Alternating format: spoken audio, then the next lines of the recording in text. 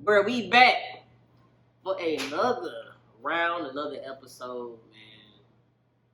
It's your favorite bald head nut. You know I'm here. I'm with it. We got more to talk about. Got to. And you got your boy Benji, the special guest. He probably can't talk, but he gonna let you know what's up. Ain't that right, Benji? Right? Shout out to Benji. Shout out to Benji, man. Just an adorable creature. That's adorable, man. Man, Benji, look at the camera. Tell him, bruh. Look at the camera. Turn up for the city. Look at him. Benji said, all right, whatever. But we gonna talk about what's been going on within the Auburn Football Program. The saga that's been taken. It ain't me if I don't wear something. It ain't me if I don't represent a fedora, if I don't represent the Auburn. Man. Hey, hat man. Yeah, that's me. But hey, though, bro, we've concluded we're keeping Brian Harsin as our coach for the 2022 season. He's in the second year. But before we get into the outlook and what we think of what's going to come for the next season, Denzel, what's been going on with Auburn football? What's been going on? Fucked up. What's been going on? Fucked up program, bro. You can't have no beer, but Denzel, let him know. Benji want to know. He trying to pass you the mic. Fucked up program, bro. I don't know what these people trying to accomplish, what their goal is. You know, Auburn's one of them in-house programs. They don't want nobody from outside. You get all these little stupid ass. Someone has to have an Auburn connection. We have been Auburn fans since we were born, nigga. Since we was in somebody's ball sack. Yes. That's how long we've been Auburn fans. Apparently. But nonetheless, these folks acting crazy as fuck, bro. Crazy? Why? They over here getting upset, bro. First of all, when Harsin got hired, they didn't like him then. Only because he was outside of Auburn range or whatever they circle or whatever dumb shit we got going on. That's the only reason. Yep, right, true. And if that is the case, I guess you shouldn't have hired him in the first place. But once you hire him, now you got all these little stupid. You know, Kevin Steele was the guy. He was the man to come behind Gus, supposedly. I mean, I wouldn't have been just upset if Kevin Steele was a coach. What I'm saying, we hired this man as a coach. So why, once you hire him, I think he's like 63-14, but a very good winning record. What? In the Midwest, man, at Boise State. So you hired a man, and it's not. I don't know. I don't know if it's boosters. I don't know if it's alums. I don't know who, but these reporters that leak out this little stupid ass, these dumb ass articles and shit. Yep. Got people. Shout out BA. Got dumb ass people like BA over here. Goddamn acting like this shit. Hey man, it's putting you on spot, BA. Like it has any credibility. BA, comment in the comment section right now. People are just saying shit about this man, trying to get him fired because they don't like him because he's not Auburn born or he's not Auburn related. It's ridiculous. Yeah. And it's a bad look. It's a bad look for the program. It's a bad look, man. So, with this being said, man, because what came out, I'm going to let you know what's transpired. So, you know, like I said, and this is coming from what we heard, not saying this is true, not saying it's false, but we just going of what has been reported. So, you know, Brian hired this woman, you know, to his staff. She was a cheerleader at Boise State. Graduated from Boise State, you know, what role she has in Auburn, I don't know, but she goes to Auburn games, not going to put her name or anything like that on, you know, spot. But the thing was that he was having, like, you know, this affair with her. You know, X, Y, and Z happened. And then the mistreatment of players. So with a lot of people hitting the transfer portal. And then also Derek Mason going to Oklahoma State for a pay cut for the same job position. things start to swirl around. So Auburn's like, hey, we need to investigate. But what it came down to was like, okay, and then some people, you had one guy, can't remember his name.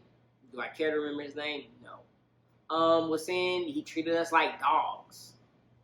That was a comment. So you had a couple, about 4 Auburn players go on Instagram Live, and they was like, no, he's a good coach. It's just, he don't know how to relate to players, but he's a good coach. He's all about winning.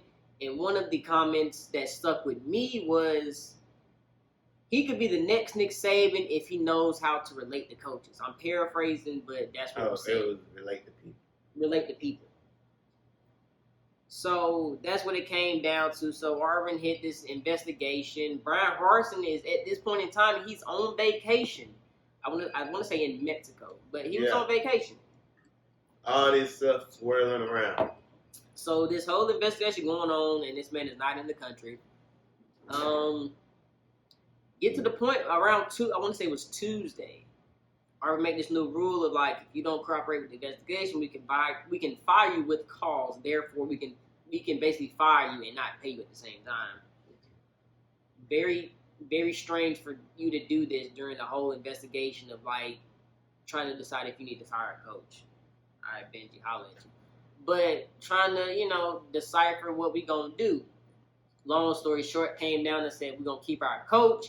AD backed him up. The president, not President Gold, he stepped down, but we have a new president now who just came into office recently and gave, Brian Harsin full support. The thing was, we had SEC coaches meeting. So this past week. And the thing was, with the whole investigation going on, is Brian Harsin going to show up? If he don't show up, what does this mean? If he shows up, that means he still got a job with Auburn? All these things started to transpire. So what happened was he showed up to SEC, meetings with that meeting. He showed up, didn't say nothing to reporters, so it kind of gave the indication like, okay, he may still be their coach. But as Denzel stated, the BS reporter said, expect Brian Harsin to be out of a job Tuesday. Expect Brian Harsin to be out of a job Thursday. Wednesday, Friday, Saturday, Sunday, Monday, everything came out that Brian Harsin was not going. It was imminent. That was the key word, Denzel. It was imminent. Yes. He was going to be. But they came out and they said he's keeping his job. So now it's kind of collateral damage type thing. But now. It looks bad. It looks bad. I love Auburn to death, but man, this looks bad. It came out on all the it was on, bro, these things was on ESPN. Yes. That was not just it wasn't local news.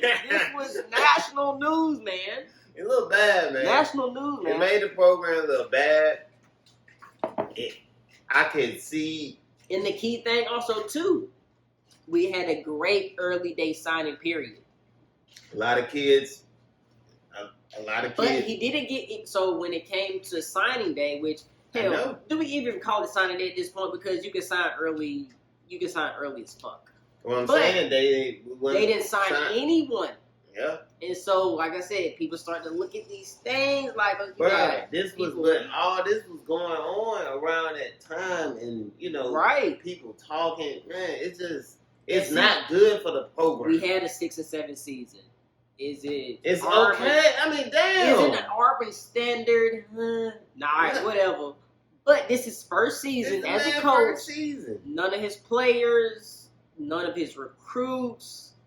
He has Gus Malzahn players. He's trying to change it. Benji.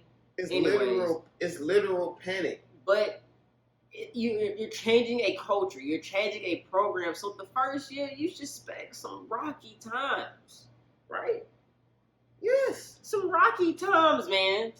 So as Auburn, I'm in an Auburn group, and people are talking. I knew he was gonna flop. As an Auburn fan, do you expect for him to come out with 10 wins or playoff back? What did we expect? I mean, now keep in mind, some games we should have won, yes, but this is a program. If you break it down. I mean, we could have beat Penn State. I mean, and we lost it with South Carolina. definitely should have won that game. But South Carolina actually came out to be a decent team at the end of the season. I think they won a bowl game. I think. But we could have beat them. Though. We could have beat them. We had a lead. We blew a lead. Flopped. We played Alabama close. The team who went to the national championship barely lost against them. Yeah. I feel like that's overshadowed, but man. Yeah, they ain't. If we had a decent QB, bro, what we talking? Alabama is not in the playoffs, and you know, Harsin looks great. Harsin didn't. He ain't got to play. He ain't had to play us. He ain't had a quarter. TJ Finley. But like I said, we got Texas A&M. Quarterback who beat Alabama last year. He's proven. I'm willing to give him a chance. Anything other than that shit I saw, that product that I seen on the field, I'll give anything else a chance. You got Auburn. I say Auburn, but you got this guy from Oregon transferred. So we basically swapped QB. I know, right? Cause Bo Nix. But the guy from Oregon, he's an Alabama native, but he's like 6'4". He's a scrambler. He's a sack for a year, but I looked at his spring game footage. He looked good, man. I mean, but from what I'm gonna say the guy from Texas A&M. I don't want to butcher his name. I think he starts the season off, but man, TJ Finley. I feel bad for my boy Davis. He didn't get a chance for real. Because, you know, we boosted him. You know, I talked about him throughout the season. I know.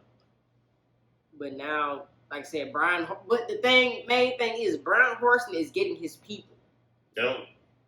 It's a change of culture. Defense, he's getting his people. He's getting his offense. We don't hit the portal for like a wide receiver. We recruited wide receivers. It's like we clearing house at this point. So, man. You see me, I'm trying to get more figure than most niggas and coach niggas. You on that flow and hit no free throws, nigga.